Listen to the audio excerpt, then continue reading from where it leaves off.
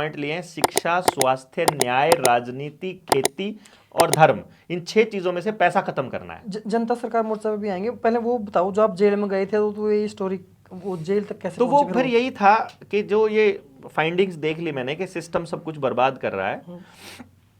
तो 2016 के बाद में फिर मैंने इस पे प्रैक्टिकल जब करना शुरू किया, तो जब गांव-गांव में जाता था तो गांव से मुझे आउटपुट उस तरीके का नहीं मिलता था और मैं चीज़ों को देख रहा था। पेस्टिसाइड कौन बेच रहा है, आशा वर्कर क्या कर रही है, आंगनबाड़ी वर्कर क्या कर रहा है, टीचर क्या कर रहा है, पटवारी क्या कर रहा है, तहसीलदार क्या कर रहा है, कानागो का क्या रोल है, सरपंच के थ्रू क्या हो रहा है, स्कूल मैनेजमेंट कमेटीज़ के थ्रू क्या हो रहा है, पॉलिटिशियन क्या कर रहा है, खिलाड़ी क्या कर रहा है, नेता अभिनेता ये लोग किस चीज़ की एडवर्टीजमेंट्स कर रहे हैं, सामान केमिकल कौन बेच रहा है, दुकानदार क्या क्या बेच रहा है, क्या सोच कर बेच रहा है, कहाँ से ला के बेचता है और किस टाइप का केमिकल्स पड़ता है, खेत में किसान कैसे जा रहा है, वो पेस्टिसाइड क्यों डाल रहा है, फर्टिलाइजर्स क्यों डाल रहा है, ट्रैक्टर उसके घर में क्यों आ रहा है, इतना खर्चा उसका क्यों हो रहा है, पढ़ाई पे इतनी बर्बादी क्यों है। जैसे मैंने यहाँ गाँव में जब रिसर्च किया था तो 4500 वोट का एक गांव था।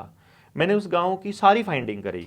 तुम्हारे गांव से कोई गांव छोड़कर गया हो, तुम्हारे गांव में कोई मतलब तुम्हारे गांव में पढ़ाई का कितना खर्चा होता है। 4500 वोट के गांव में 1300 बच्चा पढ़ने के लिए शहर जा रहा है और 4-5 स्कूल हैं वहां। आप अपने असंस का एग्जाम्पल ले लो, 4-5 स्कूल ही हैं सारे। तो यहां से कितने बच्चे आते हैं, उन बच्चों की फीस का कैलकुलेशन करके देखो, फिर वर्दी का देखो, फिर किताबों का देखो, फिर ट्रांसपोर्ट का देखो, रोज उनको छोड़ने लाने का देखो, फिर बस का देखो, और टोटल खर्चा कैलकुलेट करो। तो मैंने उस गांव की फाइंडिंग दिखाई, 53 लाख रुपया महीने का वो गांव अपना खाली करके उस स्कूल मालिकों की जेब में डाल रहा है। और उसके बदले में हासिल क्या हो रहा है कि मैंने गांव वालों को जब ये दिखाया कि देखो तुमने पिछले 5-6 साल में 30 करोड़ रुपया इनकी जेब में डाल दिया और बदले में तुम्हारे गांव से 1 नौकरी मिली है, 2-3 प्राइवेट लगे हैं, और उसके बाद बाकी सारे कोई टोल पे लगा हुआ है, कोई किधर कोई दिहाड़ी कर रहा है, कोई कुछ कर रहा है। मतलब रोजगार नहीं है तुम्हारे पास इस पढ़ाई के बदले में। इसकी बजाय अगर तुम ये 30 करोड़ रुपया तुमने अपने गांव में अपने बच्चों के लिए लगाया होता मिल करके, तो तुम्हारे बच्चे को ना तो ट्रैवल करना पड़ता।